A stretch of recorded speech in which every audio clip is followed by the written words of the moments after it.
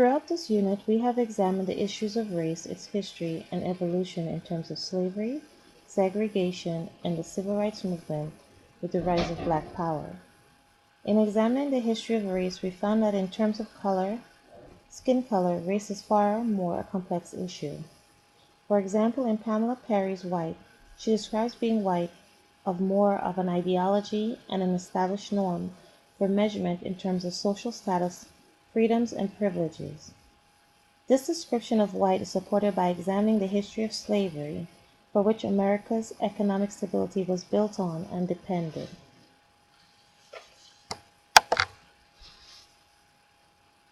The abolition of slavery was very difficult and therefore continued through the 19th century, where more African Americans died due to the brutality and harshness.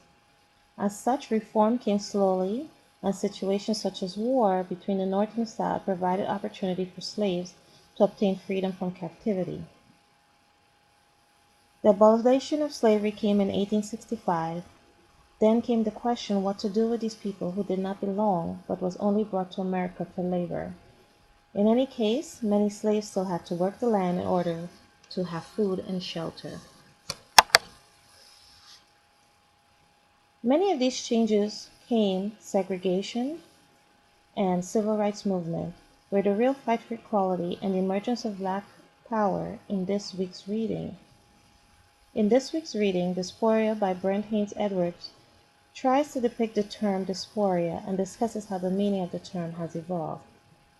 Edwards uses this example such as the movement of Jewish population as well as the sub-Saharan African movement during the slave trade. Even though he says the movement caused as a result of the slave trade is not ideal example in the observation of dysphoria. The forced migration of a people to two or more locations, a collective memory or narrative of the homeland, the maintenance of autonomous group identity against the backdrop of the host environment, and in some versions persistent network of ties to the homeland.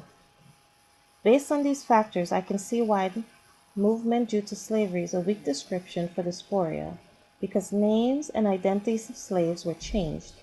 They also lost ties with no collective memory of their homeland. To support a dysphoria and to give more of a visual of what a dysphoria can look like, I chose to use Ansel and Adams' photographs of the Japanese American internment at Manzanar.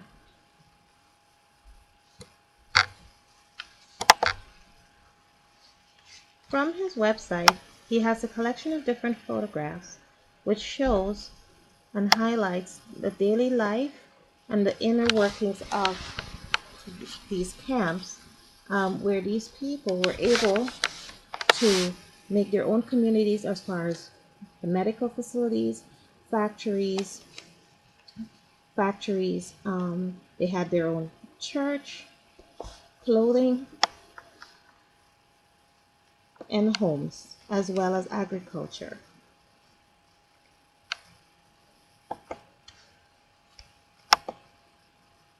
Going back to the issue of equality and race and segregation, what was interesting about Black leaders in the civil rights movement is that they had their own ideology on what equality, political, and economic freedom should look like, including what would be beneficial to people of color.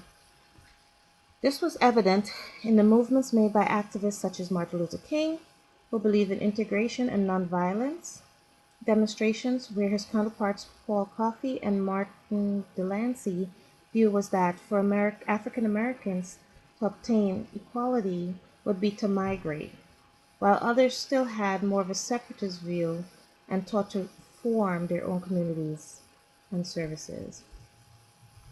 In an article by Haya Il Nasser, Separate and Unequal, tries to address the issues of racial segregation in the inner workings of minority groups. The article points out that although there was improvement in segregation in income, minorities still find it difficult to put their children in schools and still chose to live in poor, undeserved communities. In this report, Nasser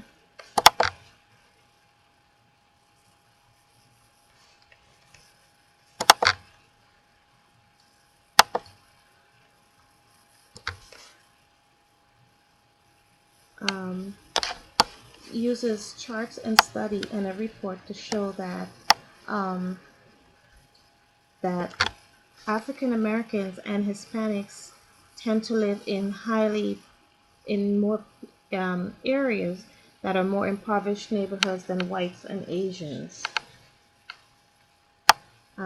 It also pointed out that even though um, that blacks and Hispanic households may earn over $75,000 a year, that they still tend to live in higher poverty neighborhoods than do white households earning less than 40,000.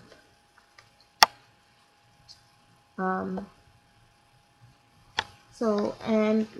Nasir, he also points out that, of course, the civil rights movement is long gone, but segregation persists, and America has continued to isolate poor black people in economically depressed neighborhoods under increasing oppressive police tactics.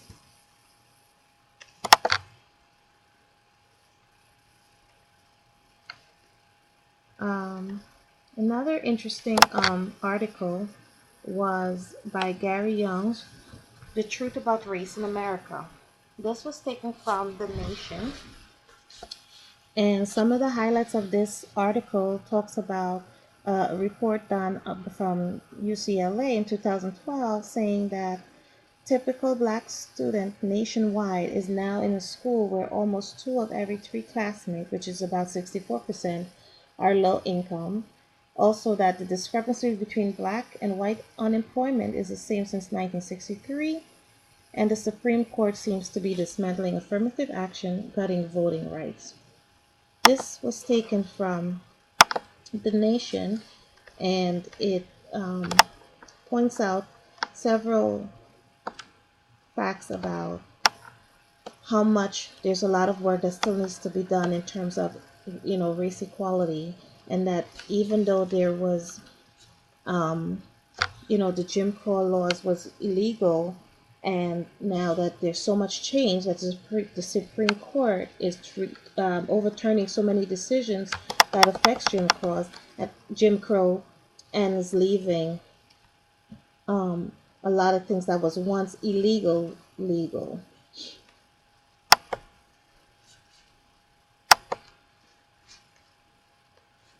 This picture was also taken from the civil rights movement, um, to show that these were what people were fighting for back then, and yet today we're still, um, addressing those issues. So, in conclusion, in analyzing the issue of race, we find that the many issues that plagued the 1960s are still being addressed today, even though minorities have rights and more opportunities than what they had in the past.